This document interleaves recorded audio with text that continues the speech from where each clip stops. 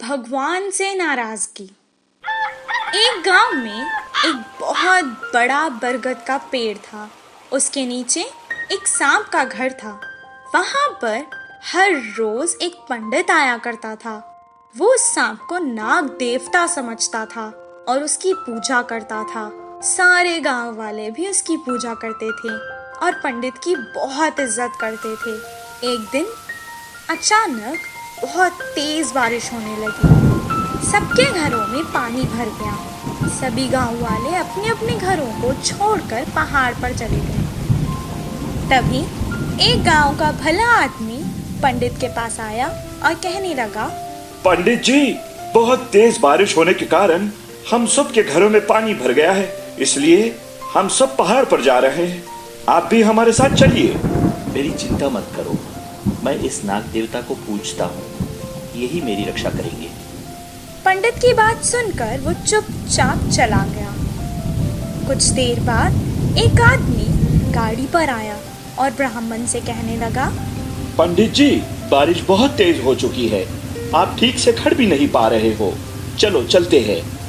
मैं इस नाग देवता को पूजता हूँ, यही मेरी रक्षा करेंगे, तुम जाओ। थोड़ी देर बाद पहला आदमी वहाँ एक नाव लेकर वापस आया। वो उस पंडित को कहने लगा, पंडित जी, सारा गांव खाली है, आप यहाँ अकेले हो, इसलिए मैं आपकी मदद करने यहाँ आया हूँ। अगर अभी भी आप नहीं आओगे तो मैं वापस नहीं आने वाला।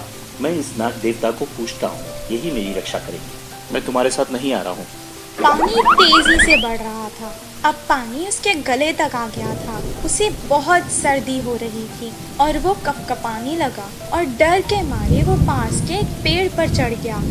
बारिश रुकने का नाम ही नहीं ले रही थी। वो बहुत गुस्से में कहने लगा, ओ शक्तिशाली नाग देवता, मैंने हमेशा आपकी पूजा की है और आप पर ही हमेशा भरोसा किया है। आज भी मैंने आप पर विश्वास किया था, आप मुझे बचाने नहीं आए। तभी एक देवी उसके सामने प्रकट हुई। पंडित, मैंने हमेशा तुम्हारी सहायता की है। मैं जानती थी कि तुम कष्ट में हो, इसीलिए मैंने तुम्हारी सहायता करने एक आदमी को भेजा था। तुमने उसके साथ जाने से मना कर दिया।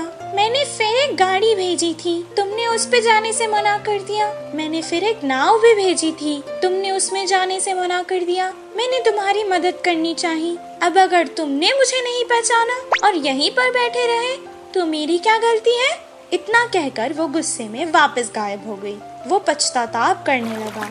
कुछ देर बाद वो नाव वाला फिर से वापस आया। पंडित जी, आइए, मेरे साथ मेरी गाड़ी पर बैठ जाइए। बारिश बहुत तेज हो चुकी है, हम जल्दी से पहाड़ पर चढ़ जाते हैं। ये सुनकर पंडित अपनी जान बचा के उस आदमी की नाव में बैठकर उसके साथ चला गया। इस कहानी से हमें ये शिक्षा मिलती है कि अंधविश्वास जान को खतरा बन सकता है। आलसी बेटे। एक गांव में राम नाम का एक अमीर किसान रहा करता था। उसके पास बहुत धन था, लेकिन वो फिर भी घमंडी नहीं था। वो हर किसी की मदद करता था। उसके दो बेटे थे, एक का नाम शिवा था और दूसरे का नाम गोपी। वो दोनों कुछ काम नहीं करते थे।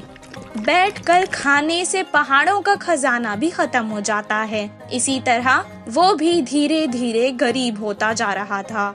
दिन ब दिन वो बूढ़ा और कमजोर होता जा रहा था। उसे उन दोनों आलसी बेटों की बहुत फिक्र रहती थी और हमेशा उसी फिक्र में चिंतित रहता था। एक दिन वो उन दोनों को एक अच्छा सबक सिखाना चाहता था। जब हम अमीर थे तब इस गांव में चोरों का बहुत ज्यादा डर था, इसलिए मैंने कुछ सोने के सिक्के अपने खेत में एक घड़े में छुपा कर रख दिए थे। बहुत वक्त हो गया है ना, इसलिए मुझे याद नहीं आ रहा है कि वो कहाँ रखे हैं। तुम दोनों सारा खेत खोद दो और उस घड़े को बाहर निकालो। अब हमें उस सिक्कों की बहुत ज्यादा जरूरत है। बहुत खुशी से शिवा और गोपी खेत गए और सारा खेत खोदने लगे। कुछ देर बाद गोपी ने कहा, अभी तक हमने बहुत खोद दिया है, फिर भी हमें वो सोने के सिक्कों से भरा हुआ घड़ा नहीं मिला। शिवा ने जवाब दिया, जिधर खोदना बाकी है उधर ही होगा शायद। बिना ज्यादा समय गवाए जल्दी करते हैं। बहुत मुश्किल से उन्होंने सारा खेत खोद डाला, लेकिन उन्हें वो घड़ा नहीं मिला। वो वापस घर आकर अपने पिता को सब कुछ सुनाने लगी। मुझे लगता है कि घड़ा शायद चोरी हो गया है। अब जाने दो, तुम ही बताओ। एक काम करते हैं, तुम दोनों ने इतनी मेहनत से सारा खेत खोदा है ना, तो क्यों ना उसमें कुछ बीज डालकर फसल उगाई जाए। दिया था, इसीलिए उन्हें अब ज्यादा मेहनत नहीं करनी पड़ेगी सोचकर वो मान गए और बाजार जाकर बीज ले आए और उसे खेत में डाल दिया। कुछ दिन बाद बहुत अच्छी बारिश हुई, फसल भी बहुत अच्छी होने लगी। तब राम खेत आया और फसल देखकर उसे बहुत संतुष्टि मिली। उस साल खेती बहुत अच्छी हुई। उन्होंने सारी फसल काट दी और बारिशों में और बोरियों में डालकर घर ले आए। तब राम ने कहा, अपने लिए कुछ अनाज की बोरियां रख लो और बाकी के बाजार में बेच आओ। जैसा उनके पिता ने कहा, शिवा और गोपी ने बिल्कुल वैसा ही किया। सारी फसल बेचकर उसके पैसे अपने पिता को लाकर दे दिए। अपने बच्चों की पहली कमाई को देखकर वो बहुत खुश हुआ और कहने लगा, बच्चों, यही है वो सोने के सिक्कों से भरा घड़ा जो तुम दोनों मिलकर हर साल इस खेत से कमा सकते हो। तुम दोनों सुखी जीवन बिता सकते हो और हर किसी की मदद कर सकते हो। पिता की ये बात सुनकर बेटों को भी बहुत खुशी हुई। वो दोनों आलस छोड़कर अब हर साल इसी तरह फसल उगाकर धनवान होने लगे। जैसे वो पहले अमीर थे, अब वैसे ही अमीर हो गए थे और अपने पिता को गौरवशाली बना डाला था। इस कहानी से हमें ये शिक्षा मिलती है कि मेहनत करेंगे तो ही फल मिलेगा। जादुई खजाना। एक गांव में राजू और शिवा नाम के दो दोस्त रहा करते थे। दोनों में से किसी को भी कोई भी कष्ट होता तो वो दोनों हमेशा एक दूसरे की मदद करते थे। ये देखकर गांव के लोग भी हैरान रह गए थे। एक दिन शहर में कुछ काम होने के कारण वो दोनों जंगल के रास्ते से शहर की ओर निकल गए। कुछ देर चलने के बाद उन्हें एक पेड़ दिखाई दिया। वो पेड़ उनसे कहने लगा, ओ मुसाफिरों, ये रास्ते पर तुम्हें खतरा ही मिलेगा, किसी और रास्ते से चले जाओ। पेड़ की बातें सुनकर वो दोनों सोच में पड़ गए। शिवा ने भी पूछा, कोई भूत या डाकू तो नहीं? नहीं, लेकिन उससे भी खतरनाक कुछ है जिससे तुम्हारी जान को खतरा हो सकता है। मेरी बात मान लो और वापस चले जाओ। पेड़ के इतना कहने पर भी वो दोनों नहीं माने। अब उनके मन में उत्सुकता जाग गई थी और उन्हें आगे क्या है देखना था। वो दोनों उसकी बात ना मानकर आगे निकल गए। कुछ दूर चलने के बाद उन्हें एक सोने की पेठी दिखाई दी। उसे देखकर वो दोनों बहुत खुश हुए। शिवा ने जवाब दिया, शायद इस खजाने को हमसे छुपाने के लिए ही उसने ये झूठ बोला होगा। चलो उस पेड़ की बातें छोड़ो और इस खजाने का क्या करना है ये सोच। अब इसे हम दिन में तो गांव नहीं ले जा सकते, गांव वालों को इसका पता चल जाएगा। एक जन यहाँ रुककर खजाने का ध्यान रखेगा और दूसरा गांव वापस जाकर खाना और इस खजाने को वापस ले जाने के लिए कुछ सामान लाएगा।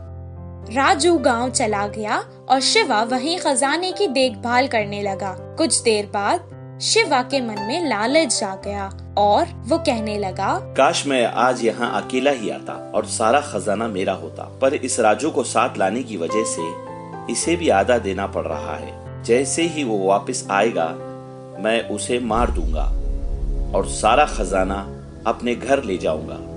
इतना कहकर वो अपने हाथ में एक चाकू लेकर तैयार बैठा था। दूसरी ओर राजू के मन में भी अब लालच आ गया था। मैं भोजन में जहर मिलाकर ले जाता हूँ, किसी को भी पता नहीं चलेगा कि वो कैसे मर गया और मैं खजाना लेकर गांव वापस आ जाऊंगा। वो जहर से भरी खजाने की थैली लेकर जैसे ही शिवा के पास आया, शिवा उसे मारने के लिए तैयार बैठा था। शिवा ने जो चाकू अपने हाथ में पकड़ी थी उसने उससे राजू को मार दिया।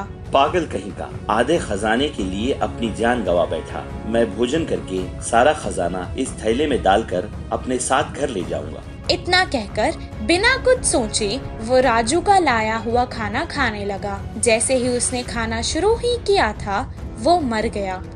पेड़ की बातें सच हो गई थी। इस कहानी से हमें ये शिक्षा मिलती है कि पैसा अच्छे से अच्छी दोस्ती को भी खराब कर सकता है।